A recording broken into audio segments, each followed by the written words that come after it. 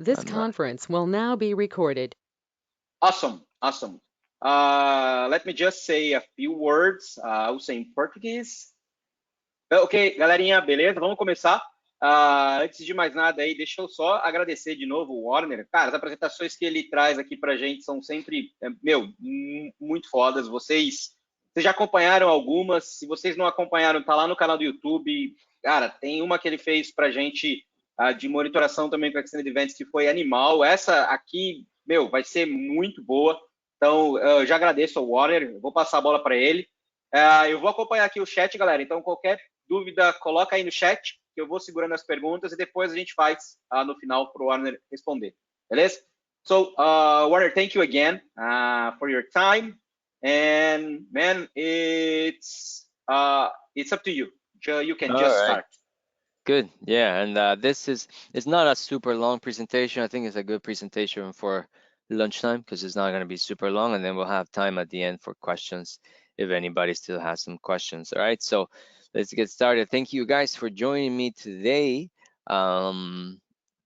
It's a interesting time nowadays. Obviously, I don't know how it is over there, but here in Canada, a lot of people are uh, basically stuck in their homes. So we might as well make the best of it and learn something, right? So topic for today is architecting modern BI data platform, and I'm really happy everybody here that has decided to join us today, right? So let's get going. So a really quick intro about myself. I've been working with databases. I started with Oracle and SQL a long time ago, gave up on Oracle and just focused on the Microsoft stack.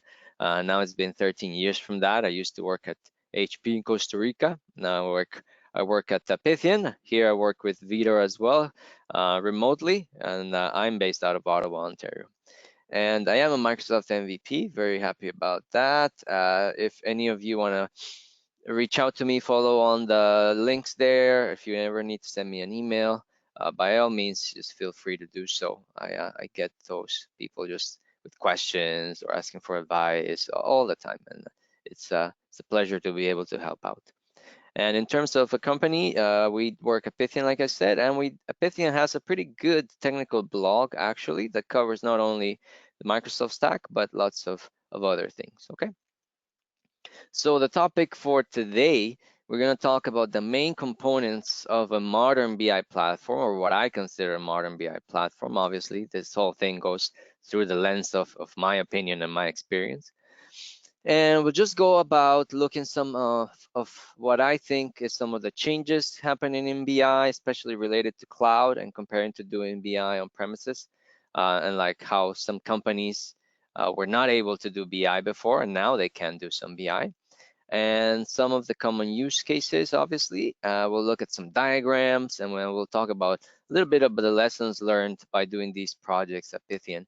I am going to consider this to be a beginner's architecture session. That means we're going to talk about mostly high-level components and data flow between most of them. We're not going to drill down into how to specifically select a component, or, let's say, for example, if we're discussing about big data or a data warehousing component, we're not going to go in detail about how you would select the specific, let's say, service tier or anything like that, right? We're going to stay high level since it's a beginner session.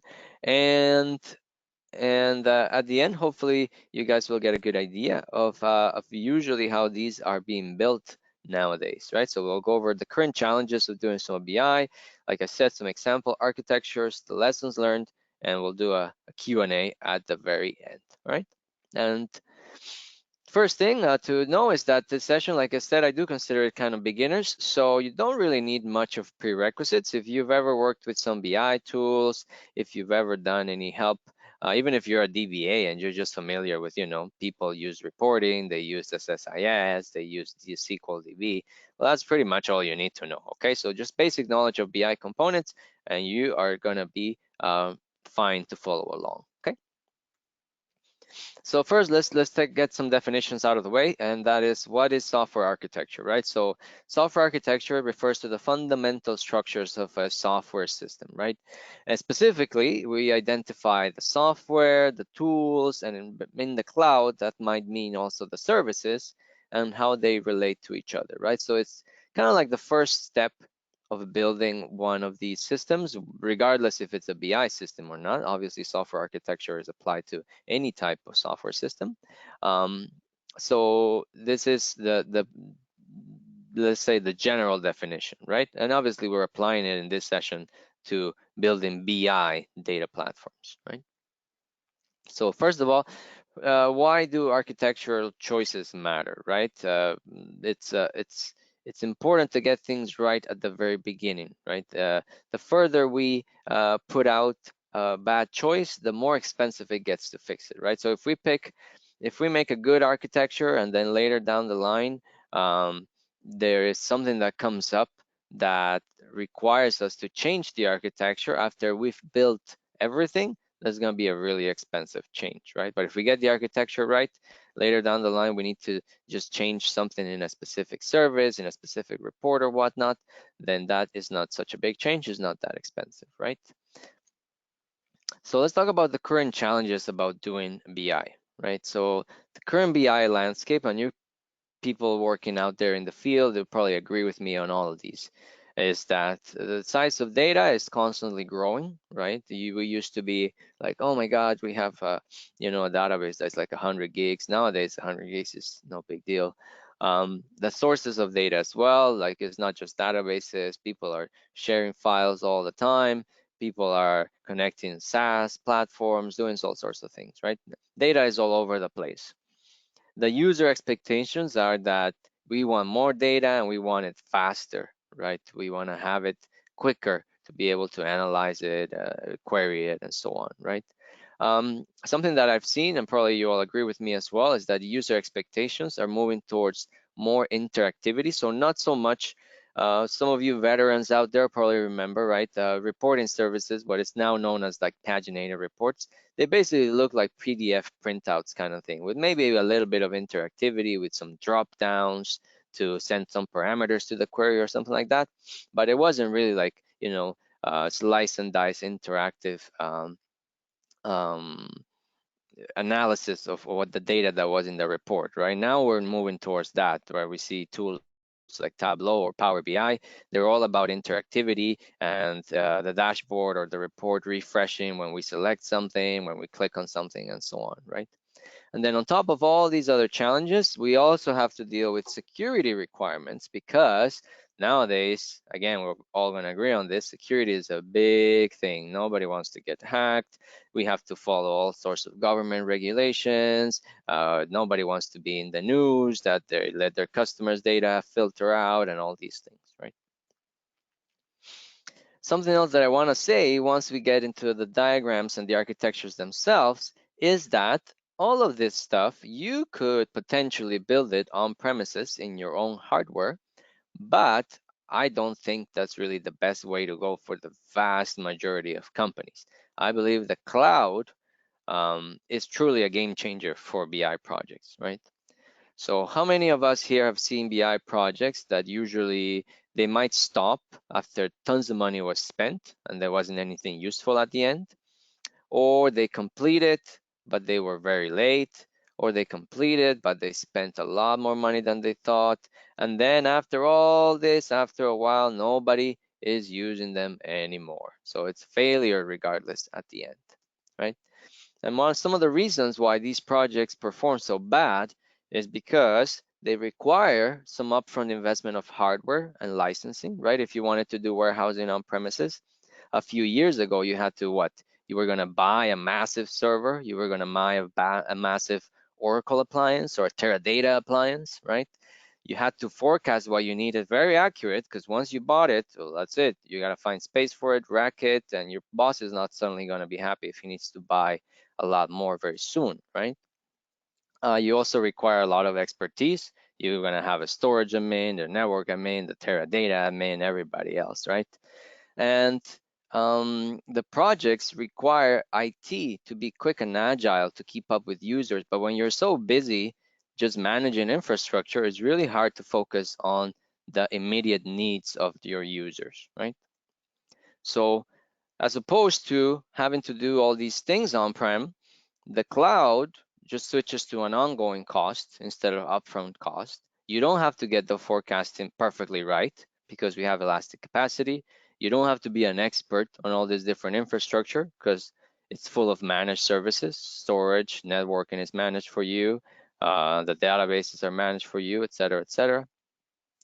And development can be more agile, not just because we don't have to manage infrastructure either, but usually the focus of the cloud is to do things with templates, with creating and destroying things more dynamically. You can do a quick prototype a lot faster. The services are really tightly integrated and all these other things, right? So that's why I think really the cloud opens up a big market for BI, which I think is really good news for everybody here.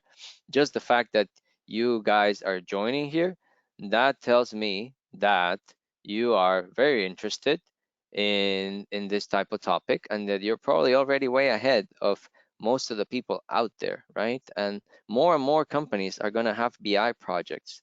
So, you know, it's good for all of us to start learning some of this stuff because the market is just going to get bigger, right? Companies that could not afford to do BI 10 years ago can do it today because the cost is a lot lower and all these other advantages that the cloud offers, right? The barrier of entry to a BI project has gotten dramatically lower, is my point, okay? So, like I said right now, the end result is the cloud can give you a significantly lower barrier of entry. If you were, let's say, I'm just going to give you an idea. If you were a small, medium-sized business, let's say I'm just a medium bread manufacturer. 10 years ago, maybe I wouldn't have been able to have a BI platform because I wouldn't have been able to buy the $1 million of Oracle licensing and another $250,000 of Oracle hardware, or I wouldn't have been able to buy or hire the people needed to manage that infrastructure, right? So now it's totally different. Now we have a significantly lower barrier of entry. Means if I was just a mid-sized bread manufacturer, actually I can probably afford to do this, right? Mid-size Azure SQL database that can be a data mart, Power BI subscription, an Azure Blob Storage, a VPN to Microsoft. That could be just you know, couple of $1,000 a month if you throw it out to the entire year compared to the gains in profits that you can make by optimizing your processes, understanding your customers, and all the other things you can do with BI. It's a lot more easy for people to see the value and to move forward with it. So I think it's a good big market for us to capture. All right. So the methodology in general to come up with these architectures, first of all, is that you do need to know your stack, right? So here I'm going to focus on Azure for the examples, but really the architectures that you see here, we could replicate them in any of the clouds. We could do the same architecture in AWS, or we could do it in Google, but obviously my focus being a Microsoft platform MVP is in the Azure cloud, right? But regardless of what you're doing, you got to know your stack because you got to be able to pick the right components, right? You have to gather requirements from your users and your business stakeholders, the people that are actually, you know, paying for it. And this is even more important when dealing with BI because users are very specific about the type of reports they're going to want to see, about the type of customizations they're going to want to do, and all these other things, right? And then usually my approach is to select components based on three factors. Number one is functionality. So I'm not going to go straight to the cheapest one. I want to make sure that I'm going straight to the one that fits the requirements the best first. If there's two that are really close, then I'm going to bring them both as options. And then we're going to select based on cost, right? So number one thing to select on, I always select based on requirements first. Then we can talk about which one is cheaper and which one is more expensive and decide, right? Sometimes you'll be surprised how many people are okay with paying a little bit more if the functionality fits better, right?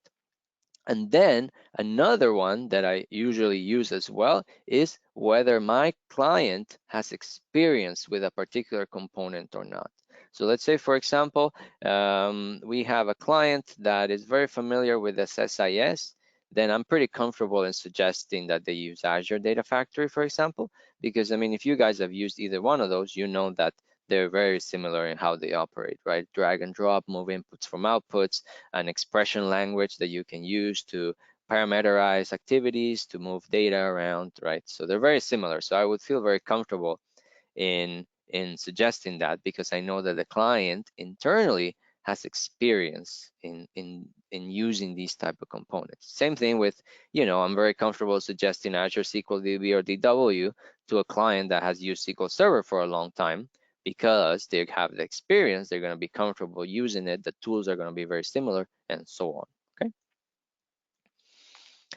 So always keep in mind, there's always going to be some multiple choices, and this is where we have to analyze those requirements and the functionality, right? So for example, if we say our architecture, well, I need a database engine. Okay, what is that database engine going to be? Are you going to pick a SQL database engine? Or are you going to pick a NoSQL database engine?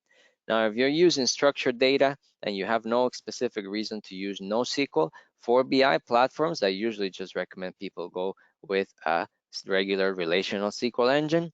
And then let's say you were choosing Azure. This is where the know your stack part comes in. There's so many options, even just in Azure, to deciding how to host that SQL database, right? There's a single DB model. Now there's the managed instance. And in the single DB model, it could be an elastic pool, it could be hyperscale, and even in the instance, it could be a single instance, it's a pooled instance, right? So this is the kind of stuff that you have to sit down, properly do the analysis, and figure out what the client actually needs. Now, we're not going to cover this level of detail in this session. I just wanted to give an example of the type of decision breakdown that you're going to have to do when you drill down and really pick the specific pieces of your architecture. Okay, so let's move on to the example diagrams. This is where we get to see the more meat and potatoes. First, I want to recommend everybody, I will share the presentation with Vitor. Maybe he can, I don't know if you guys have a newsletter or a forum or some other way that he can just get it out to everybody that attended today, but I'll share it anyway, so you can just copy paste the link. But even if you don't, if you just look for Azure architectures, you'll probably get this like one of your first search results. It's a great reference because Microsoft creates all sorts of architecture diagrams, not just data platform diagrams. They have diagrams for applications, for web APIs, for secure file transmission, anything you can think of that you can do. So you can leverage that and you don't have to start from scratch. So I'm gonna go through a few of those. I'm gonna go through a couple of Pythian diagrams as well. And then we'll go through the lessons learned and we'll do the Q&A, okay? So let's go through Microsoft example. So this is a very simple Microsoft example. Let's walk through this. So first, we got the data sources, and it's assuming that we're gonna use either a connection through a database or some external data might not necessarily be a database. It could be files, something else, an FTP or whatever. And as we move through the architecture, then it's going to assume that there's an orchestration piece here, that we're going to ingest data into blob storage, and that then we're going to actually permanently store it in Azure Synapse. In this case, let's assume that it's the Azure Synapse Data Warehouse, the Azure SQL Data Warehouse engine, right? And the orchestration is going to happen through Data Factory, right? And then at the very end, the analysis and visualization piece. Oh, you guys can see the controls here. Let me shrink the controls. Okay. And then at the very end, you can see the analysis and visualization piece. It's Power BI for visualization and analysis services for analysis. Now keep in mind, for example, this component, the analysis services, is not really 100% necessary, right? Microsoft puts it in this architecture, this example architecture, But technically, you don't necessarily need analysis services here, right? It's up to you. Do you want to present the users a cube that they connect to Power BI or a tabular model that they connect to Power BI, right? It's up to you if those requirements are there. Technically, you could just use Power BI to a connection to Azure Synapse as well, right? So there are many decisions that you have to do, but this is just an example architecture, right? So this is one decision point, for example. Do we need analysis services in between Power BI and SQLDW or Synapse, right? There's another interesting decision here in this architecture. As simple as it is, it has a few interesting decisions. For example, we see here that Microsoft recommends doing 2 hops, right? Right? Instead of, technically, this is a database engine, right? And this is another database engine.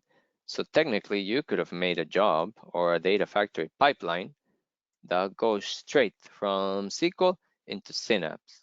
However, they recommend that instead you do this double hop, right? And there's many reasons for this, that they recommend that you go into an intermediate storage blob. One of the main reasons that I've heard people mention is for auditability, for example, because once you move this data from here to here, it's a lot harder to audit what was the original state of the data, because here it might get updated, it might get deleted, rows get moved around, and here, once it's there, we don't really know, like we don't really audit every single operation that happens, right? But if we keep this raw piece, then we'll always know exactly what was extracted that day and then moved into the data warehouse. So that's one reason you might want to do that. Another reason is that if you do it this way, then you can have a set of jobs that just extract the data real quick into blob storage, and then another set of jobs that can do the transformation, and then you can decide what you want to use for transforming. You could use DW for transforming. You could use Databricks for transforming. You could use the new data factory flows, the wrangling or mapping data flows for transformation, and then do the other hop and load into Azure Synapse, right? So there's several good reasons why you want to decouple this. And then some people will say like, well, but if I do that, I'll just have this data here in this storage blob. Basically, I'll have the data twice because I'll have it in the storage blob and I'll have it also on inside Synapse Analytics.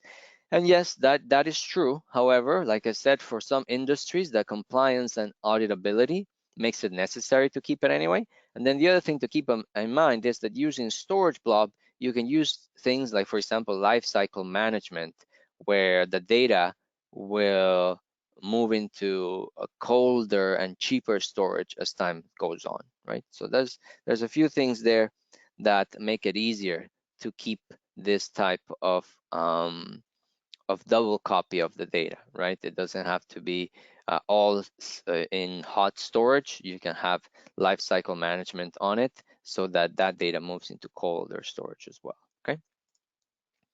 So some of the fundamental components of any BI platform that you can see in that diagram, we have the storage, in this case is Azure Blob Storage. We have the relational engine, which in this case is being covered by SQLDW and Azure Synapse. We have the ETL, which is being done by Data Factory. The orchestration is done by Data Factory here as well.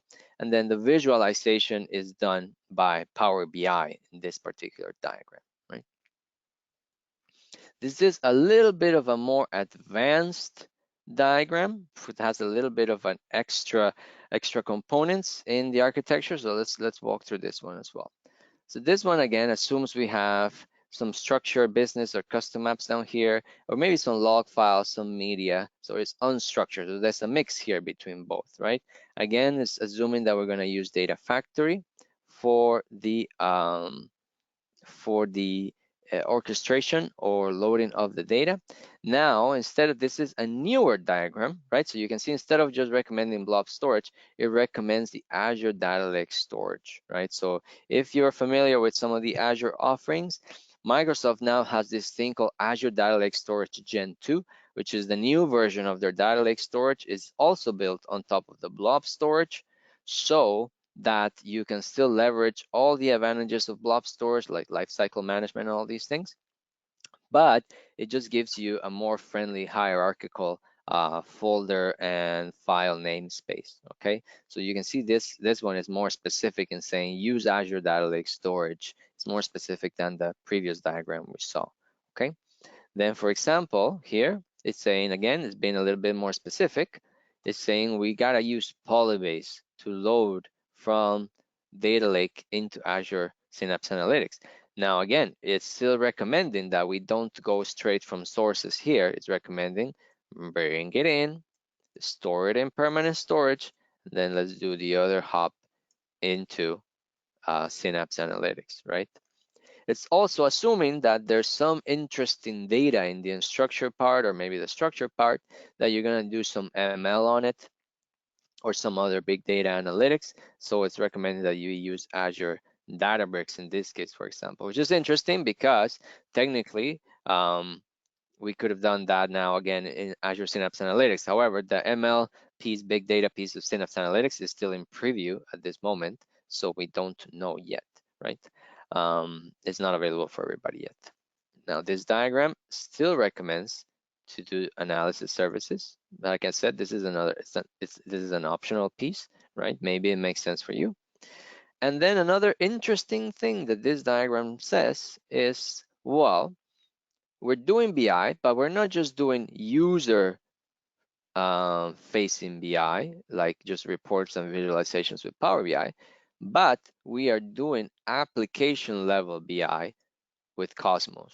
What way, right? So let's say, for example, that I'm just going to use my bread maker analogy again. And let's say that I want to see if a particular user will buy more of my stuff when I send them a specific code or discount or some sort of coupon to like their email or their phone, or I actually deliver at their door a flyer or something like that, right? So that data could be fed onto, for example, Databricks, and then Databricks says, yeah, the odds that this person will buy again if we give them this particular coupon are pretty high. So then this gets fed onto Cosmos DB on some table somewhere that says, hey, for this user, next time they're on the app, display this particular coupon for them. And then in the application, it actually now, this shows the coupon says, you get today, you get 25% off in your purchase, right? So this is application facing BI. It's not just user facing BI. Then the interesting thing about this is that if we think about it, this web application, right? Let's say the user does take the coupon, then next time that we load this data will flow this way back, right? Because this web application will become basically some structured data that flows back in, right?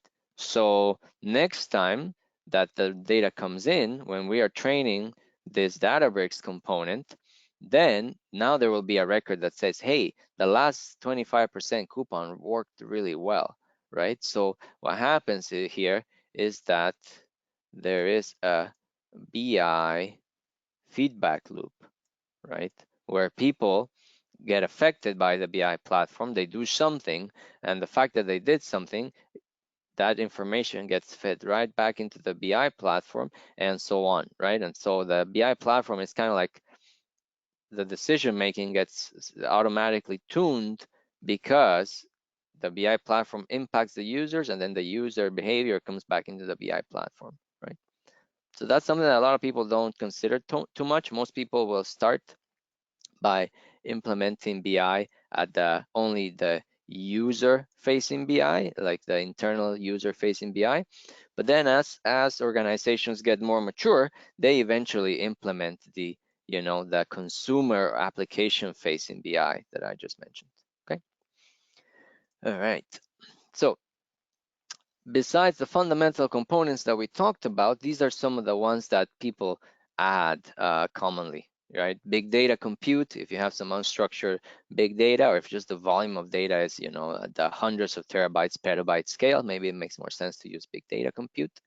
ML training or scoring, right? To analyze customer behavior, recommendations, group customers, do forecasting, and so on. OLAP, such as analysis services, right? If you do a cube or tabular, something that you can build so that users are able to not only have faster response, but also used to just slice and dice the data any way they want. And once you have it in OLAP, I mean, you can connect anything to it as well, right? You can connect Excel if you wanted to have the cube in Excel and so on. Something else that is getting very popular is data cataloging capabilities. So be able to tag data sources, tag fields, understand the lineage of a particular field, like how do we get here kind of thing. And then, other common things, once people start working with other types of data, there could be interesting things done with like OCR, for example. So if you want to, maybe people take pictures of letters, of checks, of forms, or whatnot, and then you want to analyze the actual text content, or Microsoft even offers what they call the cognitive services that you can use to analyze text, to analyze audio, to analyze video, and so on, right? Something else to keep in mind is that all these architectures, even though we just focused on the data components, they all need supporting components that are just core infrastructure things, right? So you still need to have identity and access management, which could be Azure Active Directory. You still need to do key management so that you have safely stored all the credentials for all the different processes. That would be, let's say, an Azure Key Vault. You want to do login and monitoring. So in Azure, you could use Azure Monitor, right? Because if something breaks or the BI platform is not performing very well, you need to know. And you probably also want some sort of CI/CD components. At least you'll want to source control what you have over there. Other people will go beyond that, and they might build tests for the pipelines. And then you want to have a process that before deploying a new pipeline, it tests it. If it passes the test, then it can get deployed and so on, right? There's a few examples here from Pythian, just so you guys see some of the other stuff that we've built. Before I go into those, I just want to go over this concept of data zones. So this is a concept that has been useful at Pythian to try to organize and segregate the security of all the different data that's coming through, right? Because at some point, especially when you deal with highly regulated industries or compliance that some particular company has to follow, it's very important to know who has access to what, right? And we're bringing all sorts of data to the cloud. So we use this concept of data zones, right? So data zones are pre-configured data lake storage containers, and they organize the data based on where the data is in the data pipelining process. So whether it's being ingested, transformed, or analyzed, and it allows us to control direct zone access to data consumers. And data consumers can be users or they can be system or software processes, right? Like pipelines, ML processes, or a process that builds the tabular model and so on, right? Now, keep in mind, I use this term of data lake storage containers, and then people ask me, but what exactly is the data zone then? All right, so it depends. If, let's say, for example, I have a pretty simple client, they just want to have, right controls, right security, the data is not going to be huge, they don't need to have different encryption keys for different types of data, stuff like that. Then, for example, I can just create one data lake storage account and then create different folders, and they give different permissions to each folder, and that could be the data zones, and that's it. If, for example, it gets more complicated and I have a client that, is very, very strict in security, and everybody that has access to different things needs to have completely different identities, and they might even need to use different encryption keys, then maybe we'll create 3 different accounts, for example. And then we'll have an ingest account, a transformation account, and an analyze account, and everything will be totally separate, right? So it kind of depends on your requirements. So this is an example here that I took from a Pythian project, right? So if you guys see here, the pink purple at the very beginning is called the ingest zone. So that's where we just land the data and that's it. Then we have another, let's assume they're folders. So we have an ingest folder. Then once we're ready to transform it, that data gets copied to the transform zone.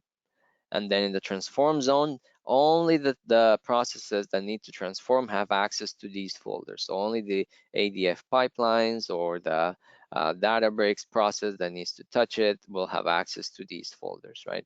And here we see, for example, that the transform zone is split into multiple different folders too, right? It's split into data team 1, data team dev, data team 2, depending on how many people in parallel are working. So this is something else that can be helpful with this whole data zones thing, is that you can have different people developing in parallel and not worry that somebody accidentally is gonna change somebody else's data, right? So that's another good reason why you want to do it.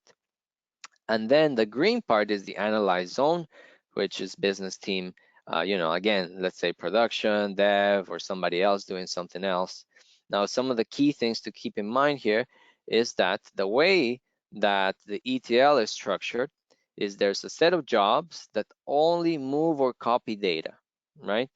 And then there's another set of jobs that only transform the data. So the jobs don't do everything at once. There's not one job that ingests all the data and then transforms all the data and then loads all the data all the way to the end, right? There's not a one single job that takes the data from the pink and lands it all the way to the green. That's not how the architecture is done, at least not in these in the Python EDP projects, because, and the reason for this is because there's so many moving pieces that we don't want one, let's say we build one big pipeline that does everything. That one pipeline that does everything, maybe it will just fail on the last move, and then it'll fail the whole thing. And then it's a pain to actually resume and figure out exactly where it was, right? Whereas if we decouple it and make it 3 separate operations, then it'll be really easy to see where it failed and just retry, for example, after a later time, right? And then we don't have to put really complex logic to try to figure out where everything is failing, right? So that's the reason why it was done like that. If you're only doing a couple of transformations or a couple of things are being loaded, then I guess you don't really have to do it this way, because you don't have to analyze or monitor or troubleshoot that many things. But if you're going to do it at scale with lots of different moving parts, then this is the approach that we usually take. So this is one example where we have, an ingest zone. The ingest zone is composed of running data factory with some event hubs. Let's say if we wanted some real time, and then the transformation is still orchestrated with data factory, or maybe we're transforming from event hubs using stream analytics. And then the analyze zone, well, we have SQL data warehouse. Now would be Synapse. And maybe we use some Spark, maybe we use machine learning services, not for the actual transformation, but just for analyzing some of the data, right? Then we can see at the bottom some of the supporting components. Like I said before, these are very important. None of the stuff above works if you don't configure your Azure AD properly, if you don't have proper alerting and monitoring, if you don't monitor the security, make sure that you have the right policies, that the folders are protected with the right permissions, and same thing with the key vault, right? You got to make sure that you don't lose the credentials, that everybody's properly authenticated, and so on. So this supporting part, a lot of people forget about this piece when they're starting to build something like this, but this is very important, right? The success or failure of a BI platform project also depends on getting these core services right? So if you are not familiar with them, that's okay. Just keep in mind that you will want somebody that's a good Azure core architect to also help you put these other things in place along with the actual BI specific things, right? All right, and this is a really detailed one. I actually borrowed this from Luan, the also very famous Brazilian MVP. You guys can go through it in detail if we share the slides. This is a beautiful diagram with so many different components, so many different things. They're all categorized here by ingestion, if they're data lake, if it's transformation options, so many different things. So this is, I'm not going to go into detail on each one of these boxes because it would take us the whole day, just to give you guys an idea of the breadth of all the different components for really like a full full architecture where you are analyzing every single different component, right? And then also, like I mentioned before, it also includes all the different supporting components that you would need for a real production grade architecture, right? And this is annotated as well. So you can see, for example, we can see here the ingestion, or if you think maybe you want to do the data quality, the inspection here, deduplication, capture some of the metadata from the files, and so all these things. So it's nicely annotated as well. Again, I didn't create this. I don't even know if Luan created it. It's somewhere in Python it was created, but yeah, it's you know, it's good to share with the community. You guys can see some of the stuff that we do. And that's it for this part. Let's just go into the lessons learned, and then we can just do some questions.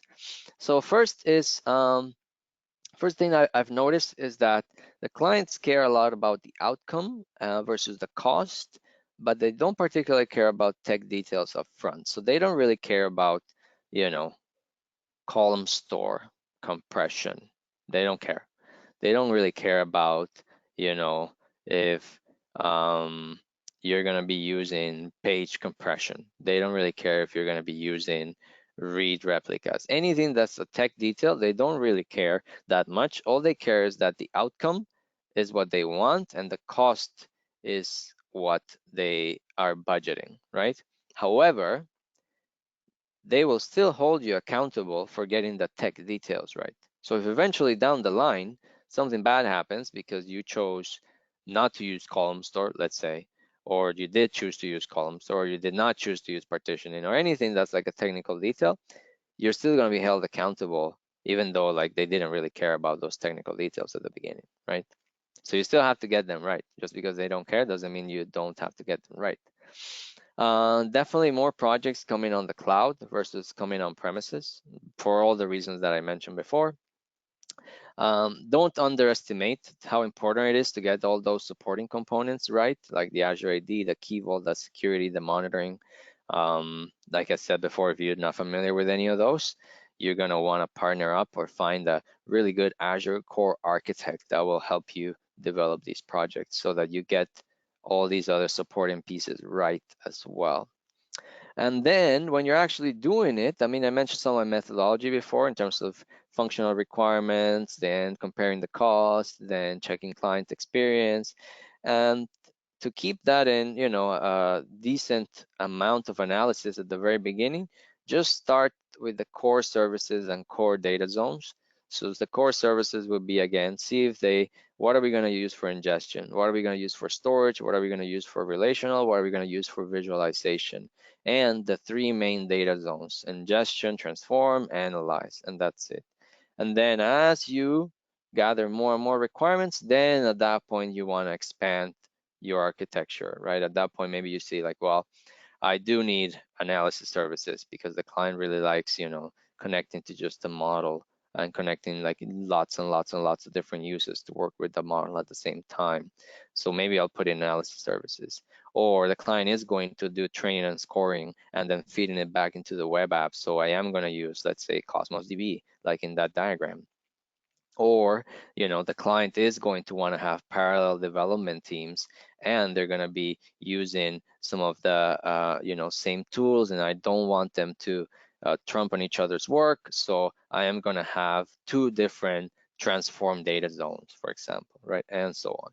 So just expand as you need it, right? Start with the core design and then only add things that are really necessary if they are required, right? Don't make things more complicated than they have to be, I guess, is the core lesson, right?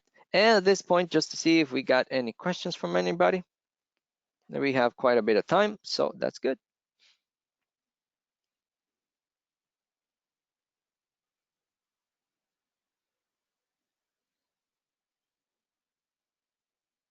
Hey, Warner, sorry. No worries. Okay, let's see. We don't have any questions yet. We have a comment from Arthur. He's just thanking you for your session. Arthur, yeah, you're right. The session was amazing. What are you or telling us about the presentation? You can send to me. I can just upload on our Psychomaniacs website and also on my blog, so everyone can download a absolutely. copy So for sure. everybody can see it, can go through it in detail if they want to. I have the link there for the architectures page Yeah. from Microsoft as well. So also keep in mind, it's okay if you don't have any questions right now. My contact info is there in the slides as well, in the bio page. So if you think about something later on when you're going through it, feel free to shoot me an email, shoot me a tweet. I will get back to you, guaranteed. All right. Okay, sir. Thank you again for your time. The session was amazing. E obrigado, galera. Valeu mesmo aí pela participação de vocês. Assim que finalizar aqui a apresentação, eu vou ver se já consigo colocar no YouTube. Então vai ficar disponível lá para vocês, tá?